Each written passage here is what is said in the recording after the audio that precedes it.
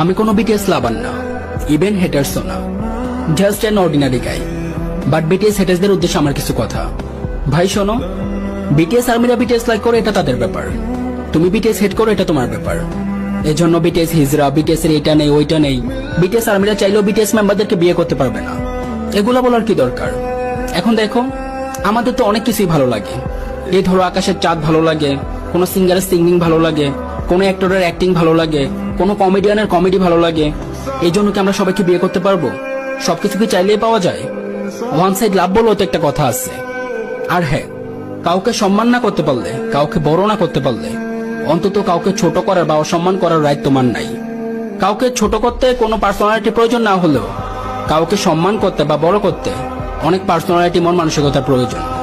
এজন্য কাউকে ছোট না করে আমরা সবাই সমান, আমরা সবাই মানুষ, মিলেমিশে চলো, সবাইকে সম্মান করতে শিখো। সম্মান দিলেই সম্মান পাওয়া যায়। ওকে।